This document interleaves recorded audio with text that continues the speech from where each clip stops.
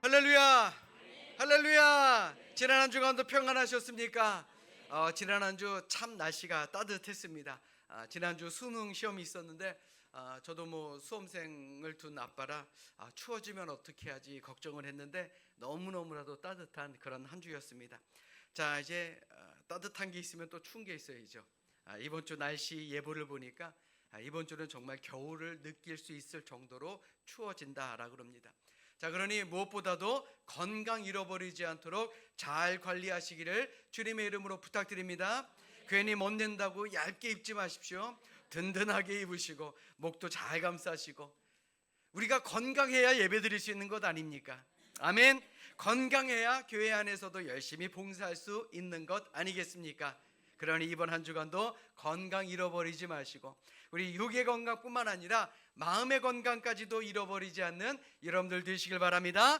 자, 우리 좌우에 계신 분들과 이렇게 인사합니다. 이번 한 주간도 건강하시길 바랍니다. 자, 좀 웃으면서 인사하세요. 자, 원수랑 인사하는 것도 아니고. 자, 우리 다시 한번 인사하겠습니다. 웃으면서 다음 주에도 건강하게 만납시다. 그래, 우리 매주 건강하게 매일매일 만날 수 있는 그런 믿음의 사람들 되시기를 주님의 이름으로 간절히 축원합니다. 2024년 11월 15일 크리스천 타임즈에 있던 기사인데, 미국 뉴저지주 레드뱅크 지역에는 더 소울 키친이라는 식당이 있다라고 합니다. 근데 이 식당은 일반 손님들도 받지만 노숙자, 가난한 사람, 퇴역군인, 끼니를 때우기 힘든 사람이라면 누구든지 와서 양질의 재료로 만들어진 식사를 할 수 있는 곳이라고 합니다. 자, 그러면 이거 어떻게 운영을 하느냐? 우선 이 식당의 메뉴에는 가격이 매겨져 있지 않습니다. 그럼 돈이 없는 사람은 어떻게 하느냐? 돈이 없는 사람들은요, 밥값으로 자원봉사를 하면 됩니다. 그리고 일반 손님들은요, 원하는 만큼의 금액을 기부하면 됩니다. 그렇다고 음식이 싼 재료로 만드는 것도 아닙니다. 그리고 이 식당에서 나오는 수익금 저소득층을 위한 주택을 지어주거나 다양한 자선 사업을 위해서 사용된다라고 합니다. 그리고 지금까지 이 식당에서는 10만 끼가 넘는 식사를 사람들에게 제공했습니다. 그런데 더 놀라운 것은요, 이 식당을 만들고 운영하는 사람의 이력이 참으로 특별합니다.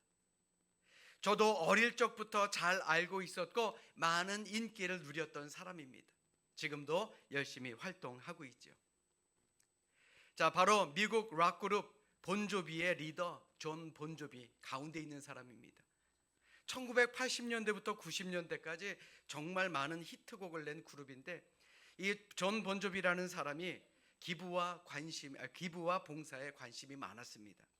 그래서 더 많은 사람들을 돕기 위해서 더 소울 키친을 오픈을 했고, 지금도 계속해서 지점을 늘려가고 있다라고 합니다.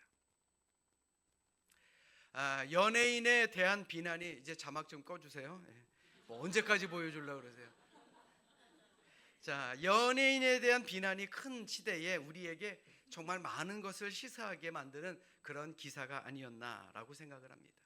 자, 이 일을 통해서 이웃을 사랑하는 나눔 그리고 섬김, 이건요, 해도 되고 안 해도 되는 것이 아니라 우리가 반드시 실천해야 할 그리스도의 사명이다라는 것, 저는 다시 한번 깨닫게 되는 기사였습니다.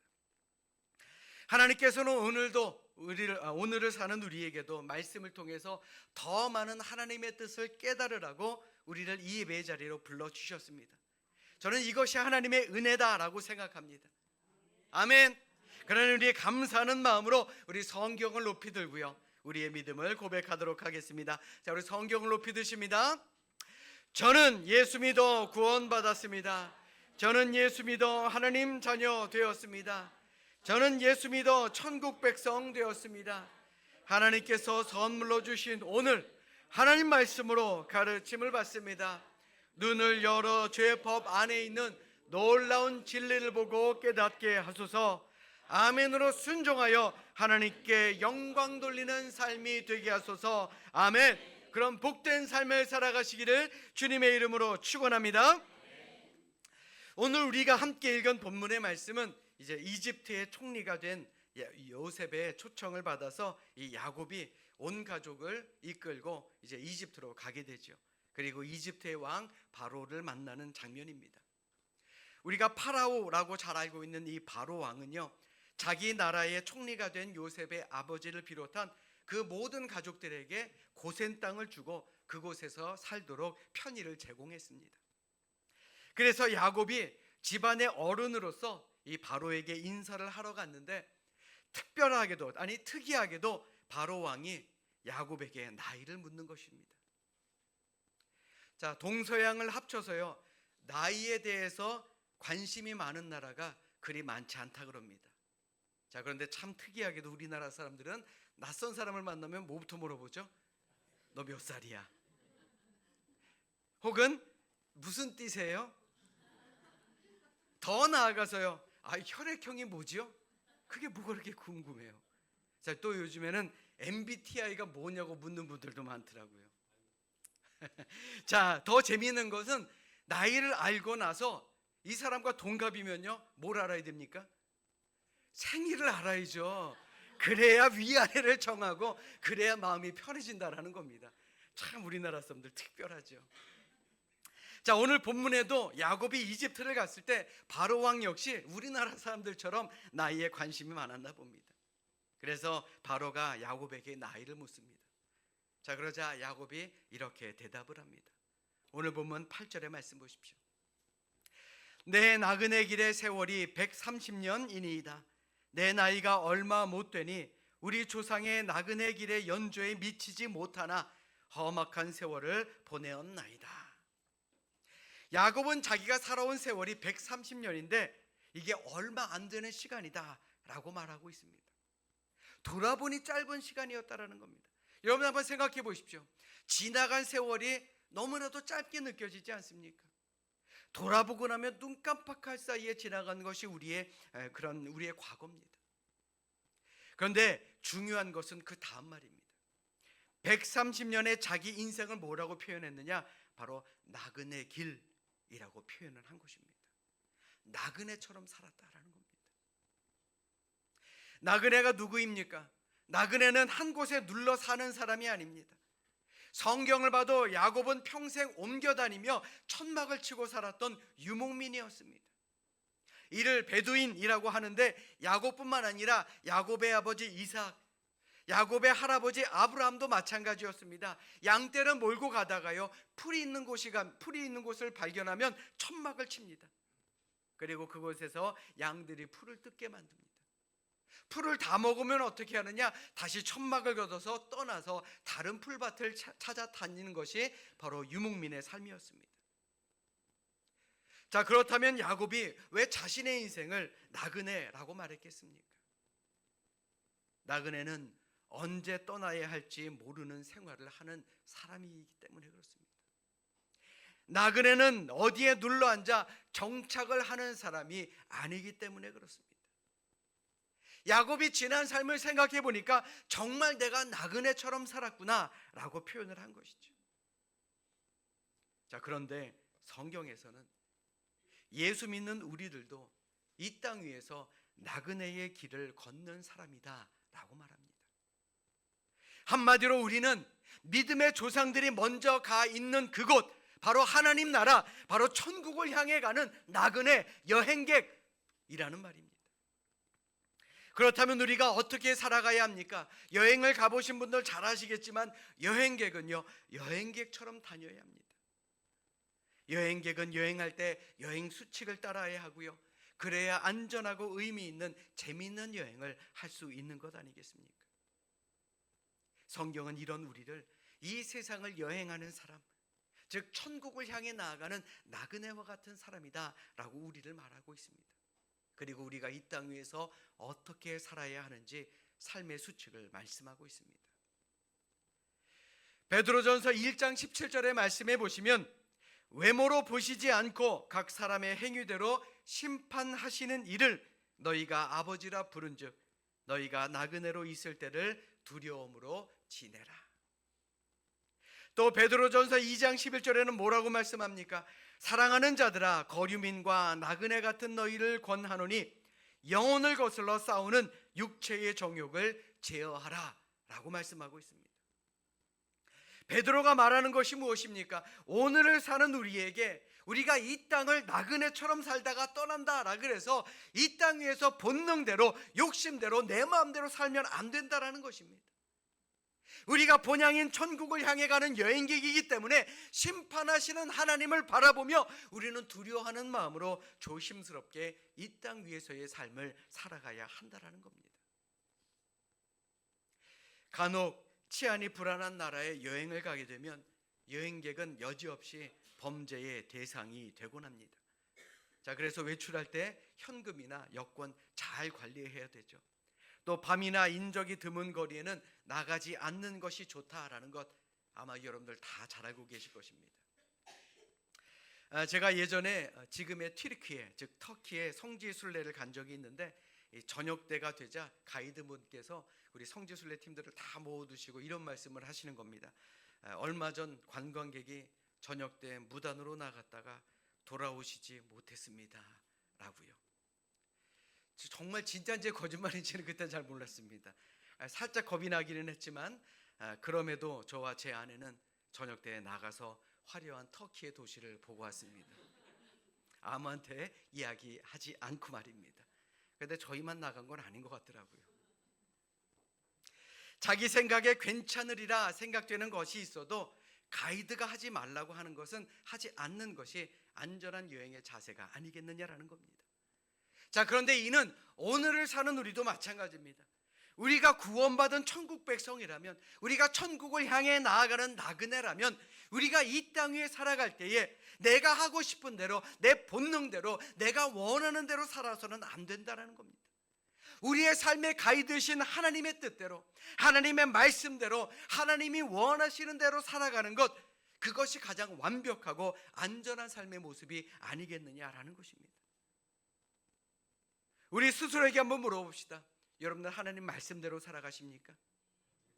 왜 아멘이 왜 없어요? 자, 우리 옆에 있는 분들 한번 바라보십시오. 말씀대로 살아가시는 분 같습니까? 아멘. 맞습니다. 우리 모두 하나님의 말씀이 내 삶의 기준이 될 수 있기를 주님의 이름으로 축원합니다. 또한 야곱은 바로에게 자신의 삶이 참으로 짧은 130년의 삶이었지만 돌이켜보고 기억해보면 참으로 빨랐던 인생이었다라고 그는 고백합니다. 그리고 험악한 세월이었다라고 고백하고요. 평탄한 인생이 아니었다라고 그는 바로 앞에서 고백하고 있습니다. 야곱의 삶을 한번 생각해 보십시오. 아버지 이삭의 장자권을 가로챈 것 때문에 형 에서를 피해서 그는 도망자의 삶을 살 수밖에 없었습니다. 자신의 고향에서도 살지 못한 채 진짜 나그네와 같은 떠돌이 인생을 살아갈 수밖에 없었던 것이 바로 야곱이었습니다. 물론 다행히 결혼도 하고 자녀들도 낳고 재산도 많이 얻었지만 다른 아들보다 더 사랑했던 아들, 바로 요셉이 들에서 들짐승들에게 죽었다라고 생각하며 평생을 마음속에 못을 받고 살았던 사람입니다. 인생의 우여곡절을 다 보내고 바로 왕 앞에 섰을 때의 나이가 이미 130세입니다. 그런데 돌아보니 세월이 너무나도 빠르게 지났다라는 거예요. 생각해보면 우리의 삶도 너무나도 빠르게 지나간다라고 느껴지지 않습니까? 눈 깜빡하면 10년 지나고요. 눈 깜빡하면 10년 지나더라고요. 지난주 제 생일이어서 우리 교인들이 준비해 주신 케이크를 받았습니다. 그러니까 너무너무 감사하고 너무너무 감동스럽더라고요. 이제 나이가 드니까 제가 감동 지수가 점점 올라가나 봅니다. 그래서 어느 해보다도 더 크고 환하게 웃었던 그런 때였습니다. 근데 나중에 한 권사님께서 사진을 보내주셨는데 제가 너무 좋아하는 티가 나더라고요. 내년에는 조금 덜 좋아해야 되겠다라는 그런 생각을 했습니다. 자, 그런데 우리 김천환 장로님께서 하신 말씀 덕분에 이제 나도 나이가 들긴 했구나라는 생각을 했습니다. 우리 장로님 뭐라고 말씀하셨느냐? 8년 후에는 더 큰 잔치를 할 수 있을 겁니다 라는 말씀입니다. 곰곰이 생각해 보니까 8년 후가 뭐예요? 8년 후면 제가 환갑이 되더라고요. 장로님의 그 말씀을 듣고 참 세월이 빨랐다라고 하지만 지금까지 살아온 모든 삶을 생각해 보니까 지내온 모든 것이 하나님의 은혜였음을 알게 됐습니다. 아멘. 이미 돌아가신 지 16년이 지난 아버지 생각도 했고요. 또 저희 선친께서, 우리 아버지께서 목사 만들려고 얼마나 기도를 많이 하셨을까라는 그런 생각도 합니다. 그러니까 저희 아버지는 저를 늘 믿어주셨고 제 의견을 따라 주셨던 분입니다. 아들로 하여금 목회 안 한다라고 하면은 회초리를 들었던 분도 아니고요, 조바심을 내셨던 분도 아닙니다. 그러니까 지금 생각해 보면 정말 참고 또 참으셨던 분이 아닌가라는 그런 생각을 하게 됩니다. 자, 그리고 이제 돌이켜 생각해 보니까 정말 이 모든 것이 하나님의 은혜였구나, 그것을 깨닫게 만드는 시간이었습니다. 제가 이 교회 부임한 지 벌써 만으로 6년이 지났더라고요. 그리고 앞으로 더 큰 비전을 놓고 열심히 기도하며 준비하고 있습니다. 이렇게 매일매일 정신없이 지내고 목회하다 보면 어느새 은퇴도 할 날이 오지 않겠습니까? 저도 제가 이런 말을 하는 것이 눈 깜짝하니까 세월이 이렇게 빠르게 흘렀다라는 것을 여러분들에게 말씀하고자 하는 것입니다. 그래서 사도 야고보는 야고보서 4장 14절에 이렇게 우리에게 말씀합니다. 내일 일을 너희가 알지 못하는도다. 너희 생명이 무엇이냐? 너희는 잠깐 보이다가 없어지는 안개니라. 세월이 너무 빠르게 지납니다. 그런데 이토록 빠르게 지나는 세월이 늘 행복하기만 하면 얼마나 좋겠습니까? 그런데 그렇지 못한 것이 우리의 인생이다라는 거예요. 오늘 본문 9절의 말씀을 다시 한번 보겠습니다. 야곱이 바로에게 아뢰되 내 나그네 길의 세월이 130년이니이다. 내 나이가 얼마 못 되니 우리 조상의 나그네 길의 연조에 미치지 못하나 험악한 세월을 보내었나이다. 돌이켜보니 험하게 살았구나. 짧은 인생도 참 서러운데 그것도 돌아보니 내가 참으로 험악하게 살았구나 라는 생각을 하게 된 것입니다. 그런데 우리도 그렇지 않던가요?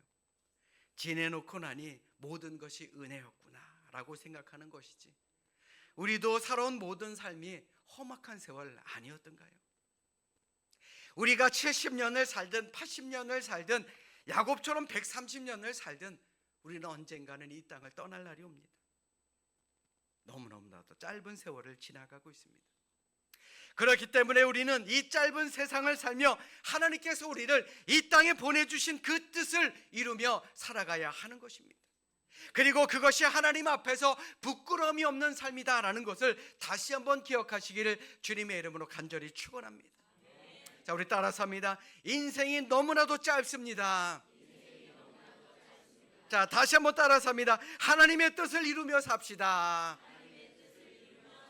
맞습니다. 우리의 인생이 너무 짧습니다. 그렇기 때문에 우리가 해야 되는 것이 무엇이냐? 후회나 원망이 아닙니다. 오히려 하나님의 뜻을 이루며 사는 것, 그렇게 살려고 무던히 노력하는 것, 바로 그것이 하나님께서 오늘을 사는 우리에게 원하시는 삶의 모습이다라는 것입니다.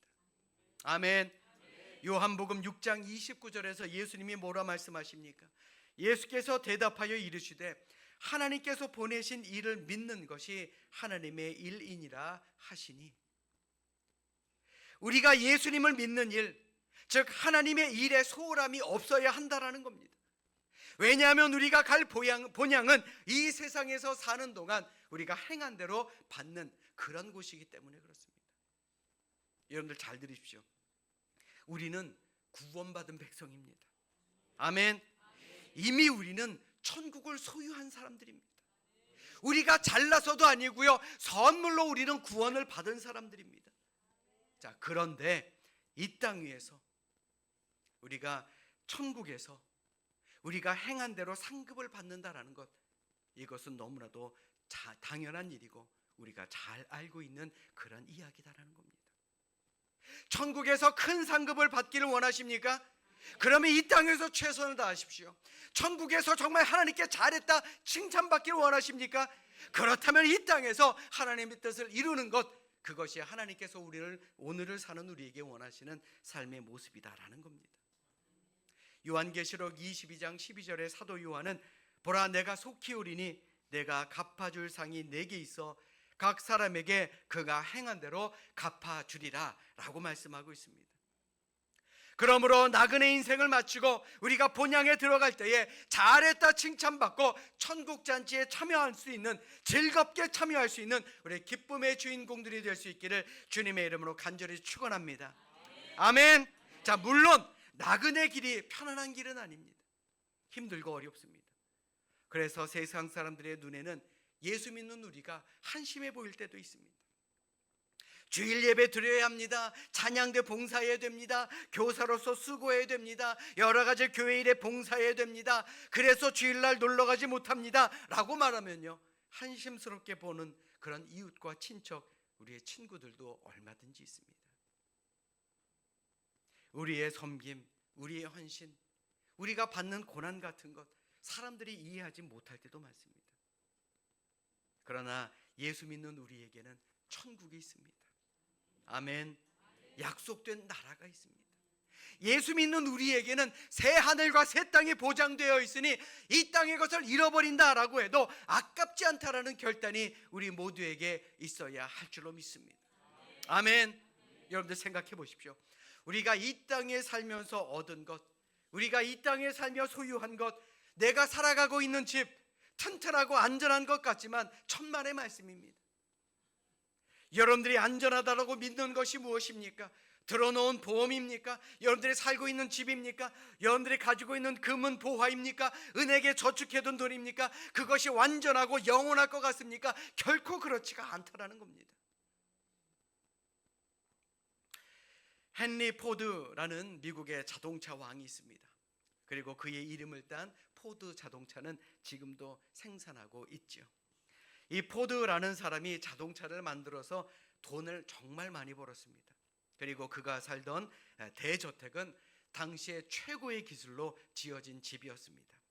3층의 저택에 55개의 방이 있었고 8개의 벽난로가 있었고 스위치만 해도 550개가 있었다 그럽니다. 수많은 대리석 조각으로 꾸며졌고요. 자, 남의 집 얘기라고 놀라지도 않습니다. 자, 여러분들은 방이 몇 개인가요? 자, 아무튼 그런 집에서 살았습니다. 그런데 1947년 4월 디트로이트 지역에 집중호우가 내리게 됩니다. 많은 집들이 물에 잠겼고 이 포드의 저택도 일부 물에 잠기게 됩니다. 그런데 이제 물이 잠기며 침수로 인해서 발전기가 망가지고 또 전기도 끊어지고 보일러 등 여러 시설이 망가지게 됩니다. 자, 그런데 그때 헨리 포드는 그의 침실에서 죽어가고 있습니다. 최고의 공학으로 건설된 저택이었지만 전기가 끊어지니 그는 촛불을 켜고 죽음을 맞이할 수밖에 없었고 보일러가 고장이 났기에 냉기가 감도는 집에서 그는 자신의 인생을 마무리하게 되었다라는 것입니다. 사랑하는 여러분, 사도 바울은 고린도후서 5장 1절을 통해 우리에게 이렇게 말씀합니다. 만일 땅에 있는 우리의 장막집이 무너지면 하나님께서 지으신 집 곧 손으로 지은 것이 아니요 하늘에 있는 영원한 집이 우리에게 있는 줄 아느니라. 아멘. 영원한 집, 하늘에는 영원한 집이 우리에게 있다 그랬어요. 이 땅에서 많이 누리는 것 참으로 중요합니다. 잘 살면 좋겠어요. 저도 여러분들이 평안하게 잘 살았으면 좋겠습니다. 그러나 이 땅에 있는 것 때문에 영원한 우리의 하늘에 있는 집, 이것을 포기해서야 되겠느냐라는 것입니다. 그러므로 오늘을 사는 우리, 세상의 것을 많이 가지지 못했다라고 해서 기죽을 필요 없습니다. 가슴 펴고 당당하게 살아가시기를 축원합니다. 왜냐하면요, 하나님께서 우리를 위해서 지으신 천국의 집, 영원한 집이 우리에게 있기 때문에 그렇습니다. 그러니 오히려 오늘을 사는 우리는 우리의 본향, 우리의 정말 진짜 고향인 천국을 향해 달려가는 일에 모든 힘을 다 쓰며 살아야 할 줄로 믿습니다. 올해 추수감사주의를 맞아서 올 한 해를 한번 돌아보며 생각해 보십시오. 이 모든 것이 하나님의 은혜 아니었습니까? 나그네와 같이 살아가던 우리에게 하나님께서는 지금까지 많은 것으로 채워주셨고요, 많은 것으로 베풀어 주셨습니다. 우리 그것에 감사하며 살아야 하지 않겠습니까? 그리고 감사는 감사고요, 우리 영원한 천국을 바라보는 우리 모두가 되어야 하지 않겠습니까? 그러므로 이 시간 바라기는 우리를 사랑하셔서 우리에게 주신 가정, 그리고 우리에게 주신 일터, 그리고 우리에게 주신 우리의 교회를 귀하게 여기시고 이번 한 주간도 우리 천국을 향해 한 걸음 한 걸음 우리 기쁨으로 달려가는 우리 모두가 될 수 있기를 이 시간 주님의 이름으로 간절히 축원합니다.